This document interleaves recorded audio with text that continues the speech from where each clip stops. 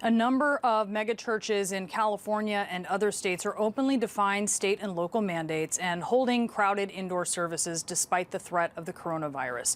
For the past couple Sundays, Pastor John MacArthur has welcomed congregants to Grace Community Church in Los Angeles County. That's even though California's governor has ordered indoor operations at places of worship closed to the public in the state's most populous counties. And that includes Los Angeles County as virus cases and deaths continue to climb there. Grace Community Church could face a $1,000 fine a day, and its leadership reportedly has retained one of President Trump's personal lawyers as part of a litigation team in case the county responds with legal action. On the final Sunday of July, Pastor MacArthur told his congregants that there is a time to obey law, but that obedience cannot override one's duty to God. We must obey God rather than men. Does this mean we have no responsibility to our leaders? Not at all.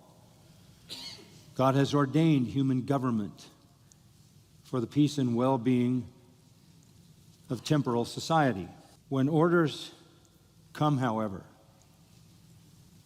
to us that contradict the orders of our King, we have to obey God rather than men. Pastor John MacArthur is joining us now. Pastor, thank you so much for being with us. Oh, it's my pleasure, Brianna. Glad to be here. And I know that you have been concerned that spiritual health is being sacrificed to physical health. Can you tell us about your concern? Well, just one way to illustrate that, Brianna, is the fact that every Sunday in the life of this church for decades, we have had 4.5 hours every Sunday of training of children, 3 hours in the morning, an hour and a half in the evening. For 6 months, we've had no classes for children. We teach them the Bible. It's very, very critical for their young lives. The parents miss that. The children miss that. Maybe they're the most precious reality in this church. This church is not sort of a TED Talk kind of church. It's not really just a gathering of adults. It's a fully generational, multi-generational experience all through the week and culminates on the Lord's Day. So all of that has been shut down. When it first happened, we thought, well, we heard millions are going to die, so obviously we did live stream and nobody was here. But as the weeks went on, people started slowly coming back, and they just kept coming and coming until last week there were 6,000 or 7,000. That's 2 weeks in a row. It isn't that we mandated it. It isn't that we told them to come back. They started coming back, and what caused them to come back was they realized that the death rate in California is 0.02%, 99.98% chance you're not going to die from COVID. They didn't buy the deadly narrative, and they just started showing up, and we began to receive them. And they were told they couldn't sing. They were told they had to wear masks. We were told that if anybody gets within some other person, you can meet outdoors, but if anybody gets within another person within 6 feet for more than 15 minutes, they have to be quarantined for 2 weeks. Well, how do you navigate that with 6,000 people? So if you get within someone who is tested positive, you mean? No. If you get within someone other than a family member, if you get within 6 feet for more than 15 minutes, the health department said you have to be quarantined for 2 weeks. And they said it applies to children. I think that means if you're near someone who is tested positive, that's been a somewhat standard approach to people who test positive for coronavirus. But I do want to highlight something that you recently said during a sermon. You were talking about some of the statistics that you actually just mentioned. If we can listen to that. But there's another statistic. Half of those people who died are over 80. So if you're under 80, you have a 99.99% chance that you're going to live through this whole thing. That just does not equate to the response this society has had. But if you just look at Friday's statistics in your county, in Los Angeles County, there were 48 deaths just in one day on Friday, and there were a little less than a third who were folks above 80, but a little less than a third were people 65 to 79, and more than a third were people aged 30 to 64. Does that raise your level of concern, knowing that actually it is not just the elderly at risk, as you're telling your congregants? Yeah, to be honest with you, Brianna, I just don't know when the truth is being correctly represented. I know there are people counted if I may, with Pastor, COVID. if I may, that's from the Public Health Department in Los Angeles. You doubt the numbers they're putting out?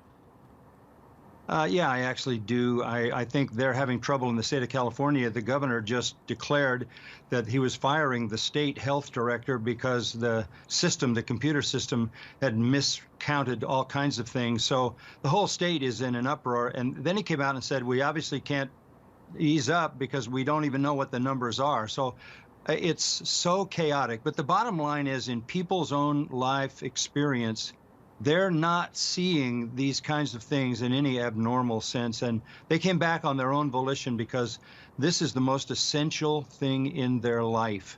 They wanted to be here. They came with joy and not with fear. No doubt. Look, I mean, we've heard a lot of people they need that spiritual attachment, and going to church is so important. One of my questions for you is this really an either or choice between spiritual and physical health? I mean, is it possible, for instance, I think your overflow area is outside. Can you not get creative? We've heard of other churches there very close to you who are doing outside services. They have cooling systems, they're checking temperatures, they're social distancing, they have masks, which, to be clear, when we look inside of your church, it is indoors. As you said, there's thousands of people. There is absolutely no social distancing. There is no masks. Why not get creative so that you can obey, as you've put it, God's law, but also obey public health regulations? Yeah, it's a fair question. So we have been creative. We brought in a tent, put it in the parking lot, and first Sunday we had that. It just filled up and overflowed. So then we created a screen out in the middle of a large patio. That overflowed and filled up, and people just kept coming and pouring into the worship center. We don't orchestrate this. This is a church. We don't ask people to make a reservation to come to church. We don't know who's coming. But you opened that's the why doors, I said last. sir. Well, yeah, because we aren't going to have the people standing outside in a mob, all pushed up against each other. We opened the doors because that's what we are. We're a church, and we're going to trust those people to make adult decisions about the reality of their physical and spiritual health and how that balance works for each one of them. Nobody's forcing anything. They're here because they want to be here. And I hear you on that, but they look to you, they trust you, you are their pastor, you are a religious leader for so many thousands of people. Do you worry that if people are coming into your church and they are not practicing what are considered just safe precautions, mask wearing, social distancing, that some of them could die or get sick? Well, in the first place, I can't express to them a worry. There's enough fear going on in this world and in this climate. There is some reason for normal avoidance of illness. That would be true in any time, in any year. But I'm not going to add to the fear, because I'm not convinced that what is being propagated is actually reality. Neither are they. That's why they're here. And I don't know of anybody in our church, and that's a large church, who's sick at this time. I don't know of anybody. We haven't had anybody in our church in the hospital with this through all these months. So of course we care about that. I know people in the hospital. I can't even go to the hospital to minister to them when they're dying, and I have to talk with people who are on their deathbed in a phone call because I can't get into the hospital to minister to them. So our people know life is being restricted in a way that is not constitutional, that is burdensome, that is targeting a church, and that makes no sense in light of the actual numbers of deaths that they're seeing. I would just implore you, sir, that some people can be asymptomatic, and also to look at those numbers. I mean, the understanding is that they're underreported. I think that is something that you can take to the bank as you make decisions for that affect thousands of people. Well, the bottom line, Brianna, is I don't make that decision. That's their decision to make. And they make that decision because that's the decision they want to make in their hearts. And I'm good with that. That's for them to decide. All right, Pastor, we wish you luck. We wish you health and safety. Thank you so much, Pastor. My pleasure. Thank you.